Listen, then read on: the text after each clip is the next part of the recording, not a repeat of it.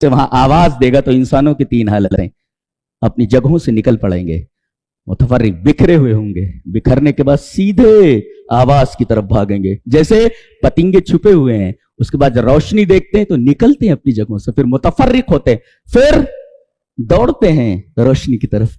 लिहाजा जिस तरह परवानों की तीन हालतें हैं, इसी तरीके से इंसानों की तीन हालतें हैं खटखटाने के बाद। यौम यकूनुन्नासु कल फराशिल मबसूस, उस दिन इंसान बिखरे हुए पतंगों की तरह, बिखरे हुए परवानों की तरह हो जाएगा। और सारे के सारे एक ही ड्रेस में, सारे के सारे एक ही ड्रेस में। ड्रेस कैसा? फितरी ड्रेस, नंगा, टोटली न्यूड, नंगा, औरतें भी नंगी, मर्द भी नंगे, सब फितरी लिबास, कोई लिबास इनके बदन पर नहीं होगा। अल्लाह, पतंगों के बदन पर भी कोई लिबास नहीं होता। लिहाजा इंसान जब अपनी कब्रों से निकलेंगे सब के सब नंगे होंगे। एक नुक्ता, कहीं कहा गया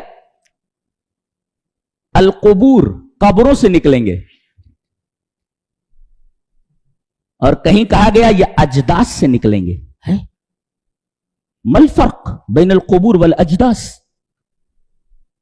कुबूर कहते हैं ऐसी कब्रों को जिसका निशान जाहिर हो, अच्छा ये कब्र है, और अजदास कहते हैं उन कब्रों को जो बेनिशा हो, पता ना चलता हो कि यहां कब्र थी। बास कब्रें निशान ज़दा होती है, मालूम हो जाता है ये कब्र है, और बास कब्रें हम नहीं जानते कि यहां कब्र है, बेनिशा है। अल्लाह फरमा रहा है तुम्हें मालूम नहीं, हमें मालूम है। वो जो जाहिर कब्रें हैं वहां से भी मुर्दा निकल पड़ेगा, और जिन कब्रों के बारे में तुम्हें मालूमात नहीं है, वो बेनिशा है, वहां से भी देखोगे अचानक खड़ा हो जाएगा आदमी, लो। और जदस से निकलेंगे, जदस यानी वो बेनिशान जो कब्रें हैं, जो बेनिशान हैं, वहां से निकलेंगे। जदस क्यों कहा गया? अल्लाह अकबर।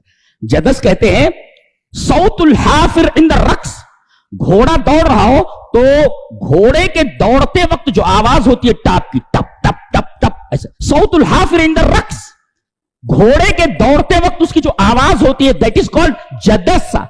इसका मतलब यह होगा कि कब्रों से निकलने के बाद जब भागेंगे तो उनके कदमों की आवाज सुनाई देगी। भाग रहे हैं, घोड़ा तेजी से भागता है तब उसके टापों की आवाज सुनाई देती है। जी, ट्रेन धीरे धीरे चले, धीरे धीरे तो पटरी से आग नहीं निकलती, लेकिन आप देखें जब ट्रेन फुल स्पीड में होती है तो पटरियों से आग निकलती हुई दिखाई देती है। जी, ऐसे घोड़ा धीरे धीरे चले तो उसकी टाप की आवाज नहीं आती, जब वो बड़ी तेजी से दौड़ता है टप टप टप टप, तब उसके टापों की आवाज आती है। अल्लाह फरमा रहा है तुम अपनी कब्रों से इस तरह निकलोगे, भागोगे जैसे घोड़े की टापों की आवाज सुनाई देती है, ऐसे तुम्हारे भागने की, तुम्हारे कदमों की आवाज होगी। जदस है, सौतुल हाफिर इन द रक्स, भागेगा आदमी, भागे। और किस तरह मिसाल दी गई, कान्नहुम जरादुम मुंतशिर, जैसे बिखरी हुई टिड्डियां हो। यहां कहा गया जैसे बिखरे हुए परवाने हो। अल्लाह ताला ने ये नहीं कहा बिखरे हुए मच्छर, मच्छर भी तो भागते हैं निकल करके रोशनी की तरफ। जी, कीड़े मकोड़े भी तो भागते हैं, परवाने और टिड्डियां, इन्हीं दोनों की मिसाल क्यों लाई गई? इस वजह से कि ये दो मखलूकात ऐसी हैं जिनका कोई घर नहीं होता। ला वतन लहु वला मकर, न जरात का कोई घर होता है और न परवानों का कोई घर होता है, कोई घर नहीं होता इनका। ऐसे ये जो लोग कब्रों से निकले इनका कोई घर नहीं है, इनके बदन के ऊपर लिबास नहीं है। घर तो छोड़िए, घर होता तो बेलिबास क्यों निकलते? टिड्डी ला वतन लहु मकर, टिड्डी का कोई घर नहीं होता, खानमा बर्बाद होते हैं ये। और पतंगों का भी कोई घर नहीं होता, खानमा बर्बाद होते हैं। तशबीह कितनी आला है कि इंसान अपनी कब्र से निकलेगा, उसका कोई घर नहीं है, तो उसका कोई घर नहीं, बदन पर लिबास नहीं है। पतंग, टिड्डी, ला वतन लहु वला मकर, दोनों के घर नहीं, दोनों खानमा बर्बाद होते हैं।